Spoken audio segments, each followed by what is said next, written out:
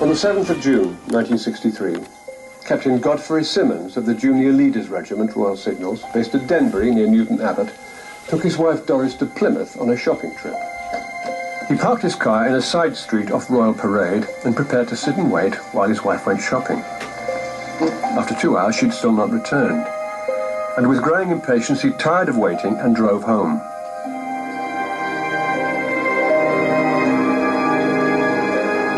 At least, this was what he later told friends, and ultimately the police.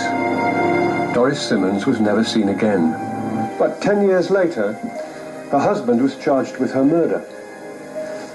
It was a case that inspired one of the West Country's most famous detectives, Superintendent Proden Sharp.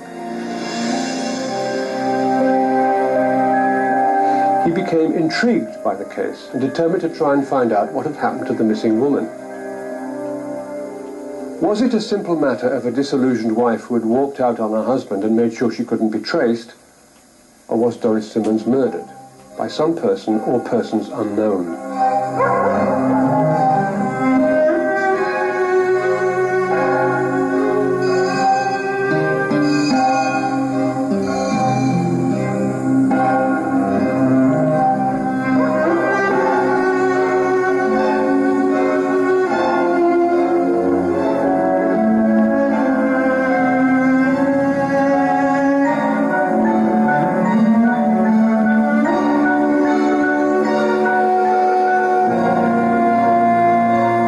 At a social function at Anafi, Germany in 1960, Captain Godfrey Guy Bidwell Simmons met the love of his life. Cornish woman Frida Benelek was the Anafi manageress and was as smitten with the dapper, dashing army captain as he was with her.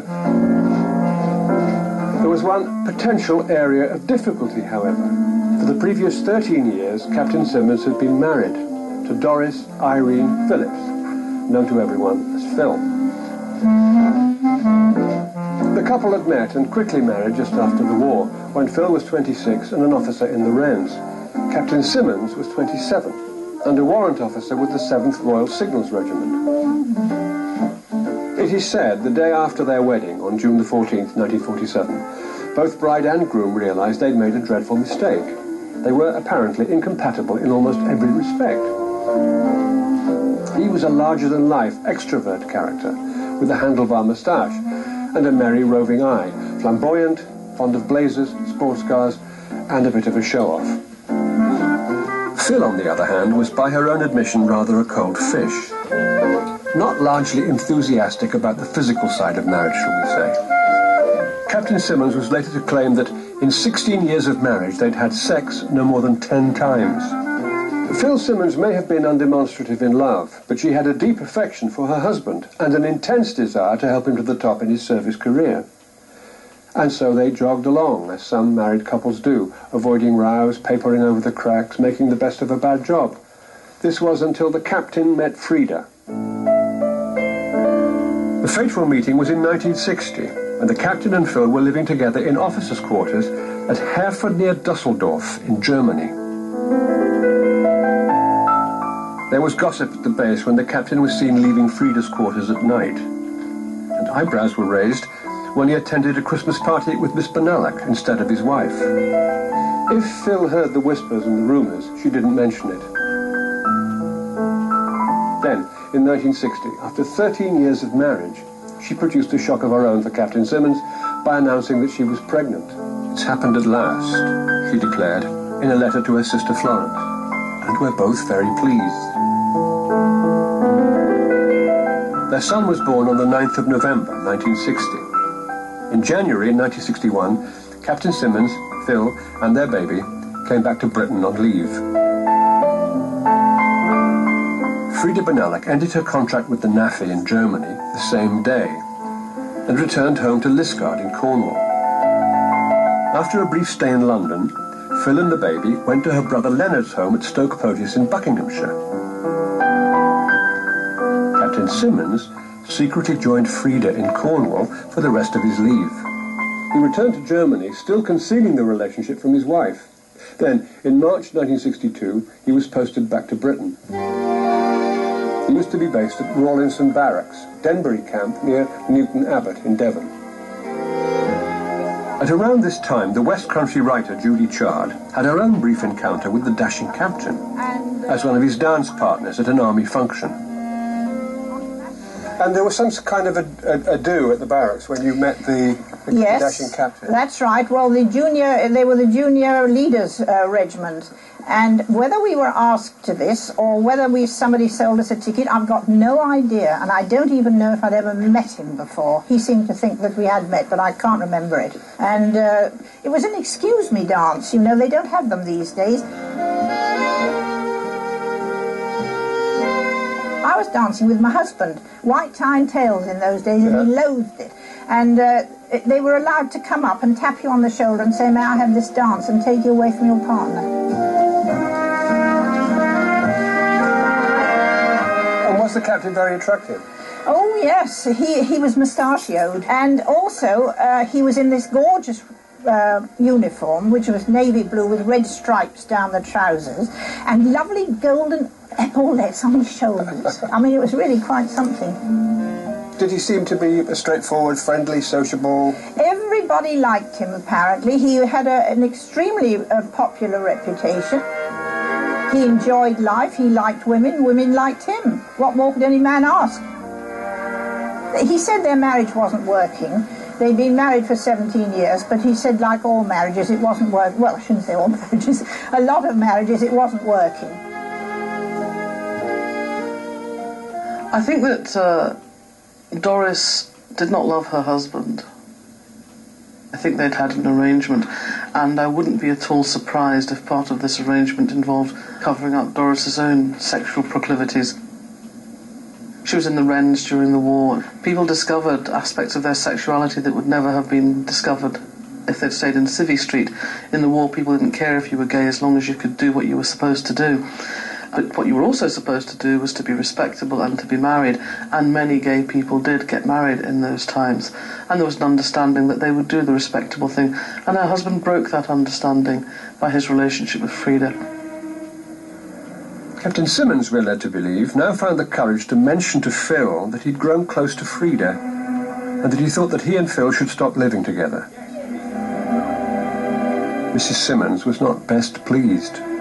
The captain maintained that in a rage, she told him that if he ever left her, she would make trouble for him.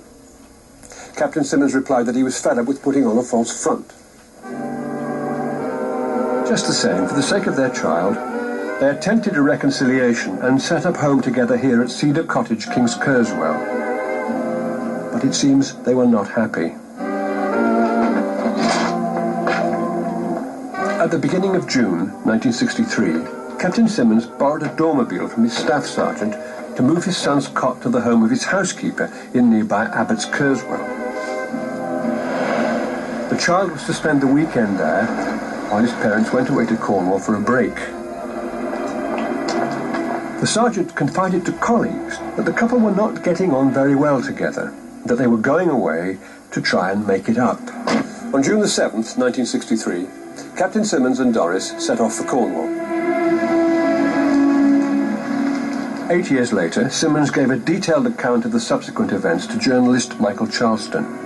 On the way, she wanted to go shopping in Plymouth, and he parked in a side street and sat there waiting for her to come back. And at some stage, he heard the back door open and assumed that she was putting shopping in. And then the back door closed again, and he was reading a book or listening to the radio, so he took no notice. And then as time went by, he began to get worried, and he turned round and saw that her suitcase had gone. Phil Simmons has not been seen by anyone since that day, almost 41 years ago. Captain Simmons telephoned the local Greenbank hospital later to see if there'd been an accident of some sort and his wife had been taken there. This was not the case. He said that on his return to their home, he discovered that her possessions, including her clothes, appeared to have been removed from the house.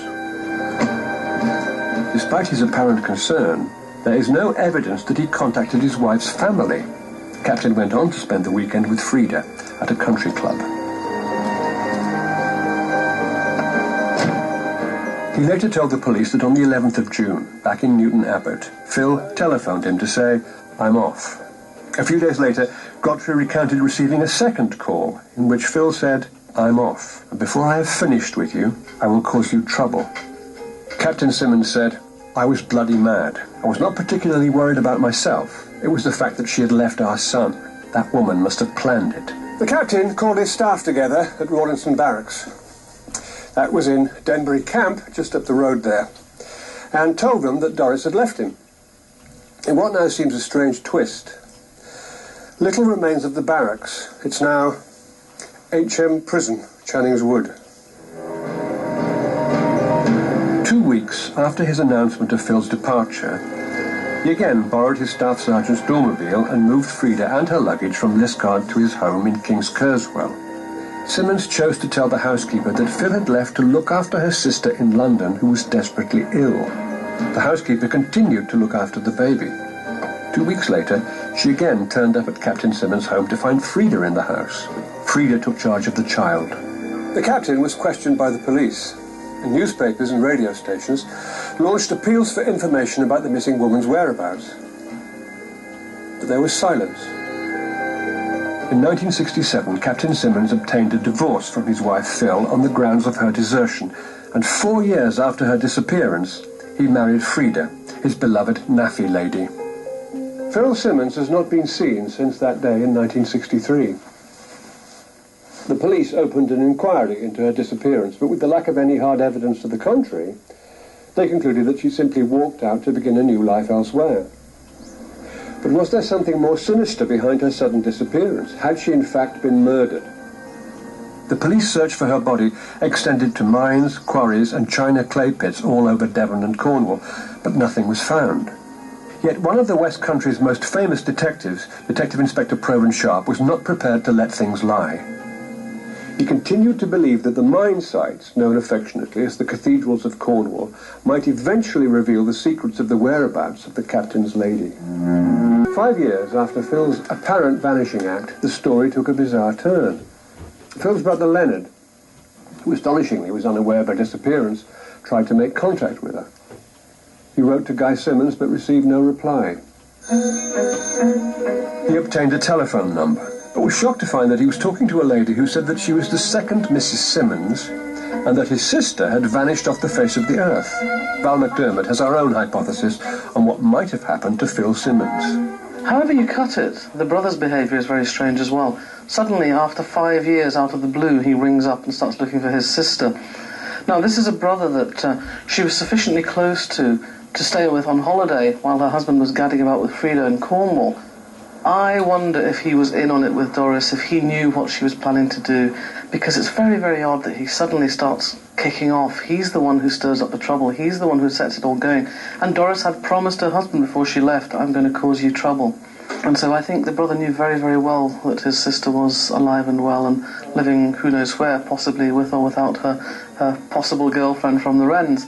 Whether he knew of Phil's whereabouts or not, after his extraordinary telephone conversation with Frida, Leonard placed an advertisement in the Daily Mirror asking his sister to contact him. There was no response from Phil. There was a call from a soldier who'd served with Captain Simmons at Newton Abbot, who said he'd always been very puzzled by the story of his commanding officer's disappearing wife. Leonard immediately called the police, and at this point, the legendary head of Devon and Cornwall CID, Detective Chief Superintendent Proven Sharp, was ready to take centre stage.